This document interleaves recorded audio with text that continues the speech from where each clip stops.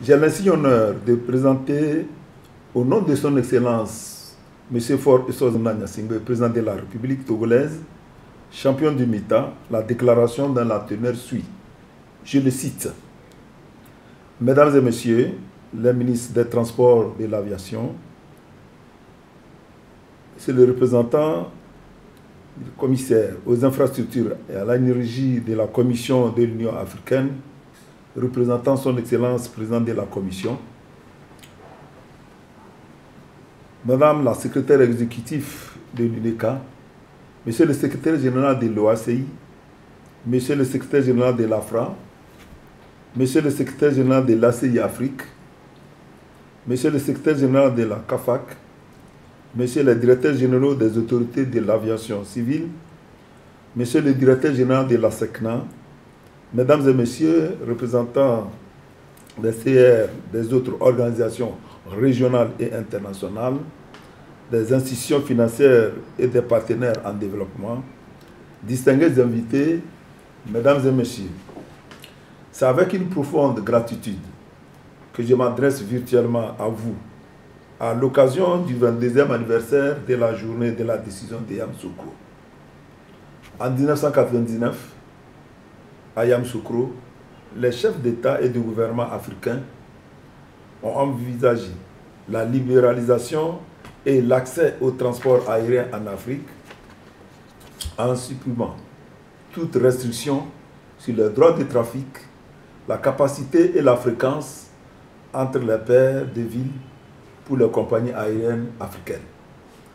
Afin d'accélérer la mise en œuvre de la décision de Yamoussoukro en 2015, lors de la 30e session de la conférence de l'UIA, le marché unique du transport aérien africain MITA a été créé. Je suis honoré d'avoir été nommé par mes pairs, chefs d'État et de gouvernement, pour être le porte-étendard de l'opérationnalisation du MITA par la mise en œuvre effective de la décision de Yamoussoukro. À cet égard, je tiens à vous assurer de mon soutien continu dans cette entreprise. Mon bureau continuera à jouer son rôle vital de défenseur politique auprès des États qui n'ont pas encore signé l'engagement solennel d'adhérer au MITA et de profiter de ces grands avantages, notamment l'amélioration de la connectivité du transport aérien et la promotion du commerce et du tourisme au niveau national, régional et continental.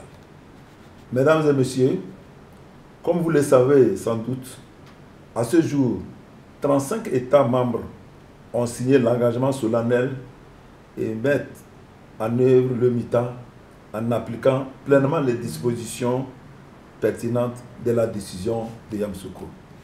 Suite aux informations qui m'ont été fournies par Dr Amani Abdizaï, commissaire aux infrastructures et à l'énergie à la commission de l'UIA, lors de sa récente visite à Lomé en septembre 2021, l'agence d'exécution a fait des progrès notables dans la coordination de la mise en œuvre du MITA.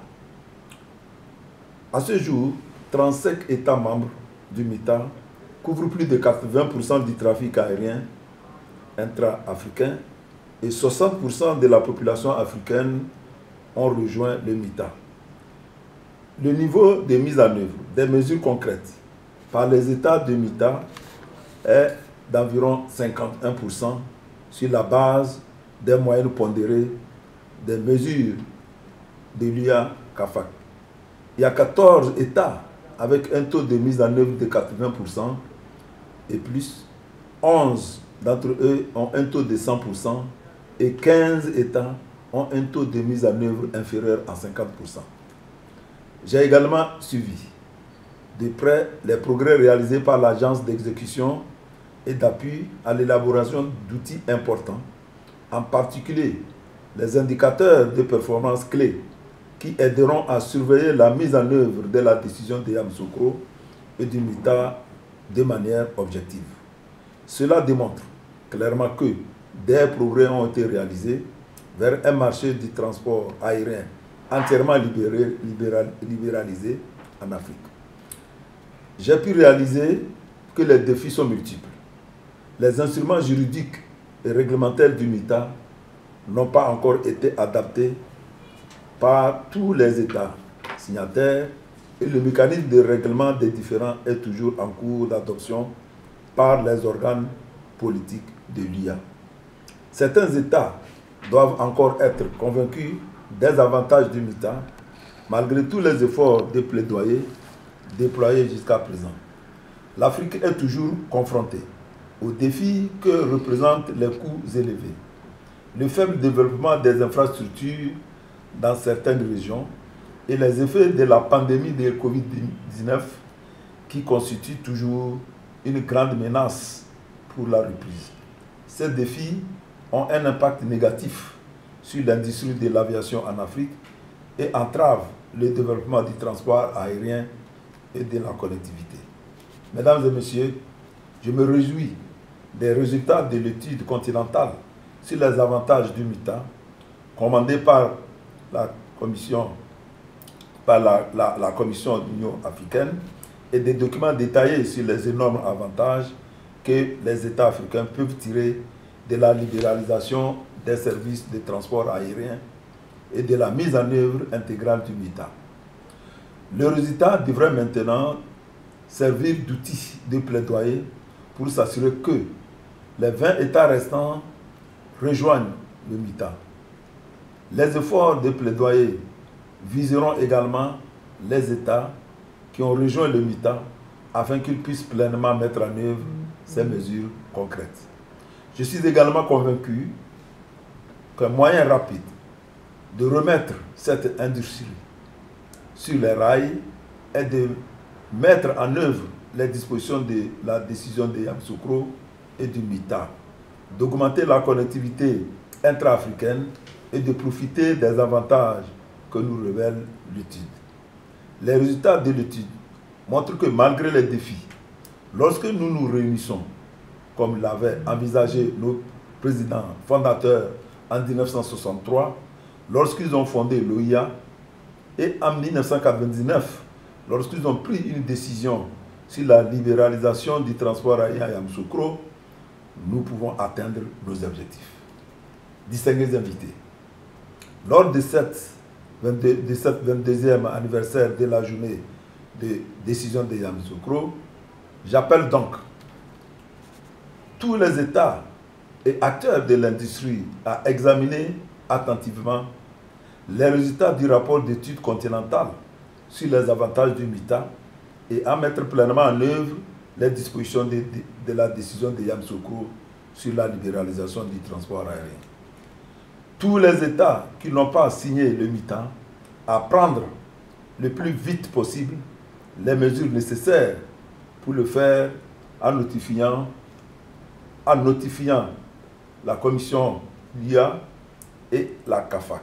J'appelle également les CER à agir de concert avec leurs États membres pour relever les multiples défis qui entravent la mise en œuvre. L'étude commanditée par la Commission de l'Union africaine nous en montre déjà toutes les retombées positives. J'exhorte la Commission à convoquer des réunions du groupe de travail ministériel du MITA et d'autres réunions s'il en était besoin pour accélérer les recommandations soumises pour approbation, en particulier les mesures concrètes révisées qui sont essentielles à la mise en œuvre du MITA.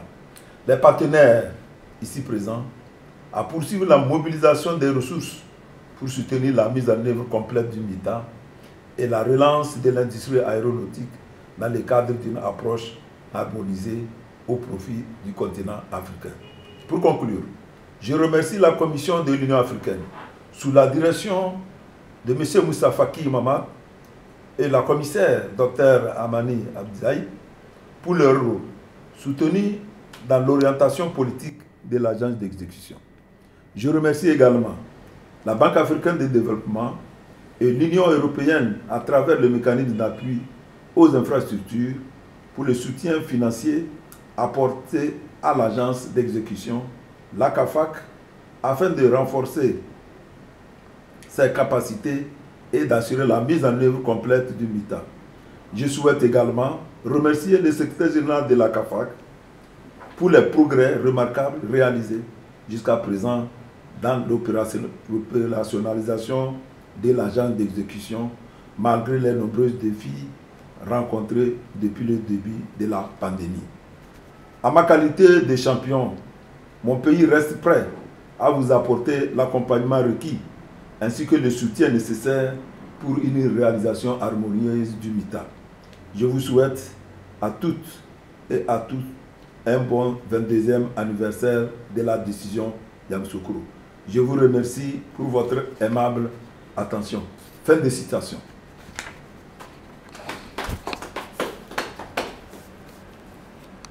Merci. Thank you, Your Excellency.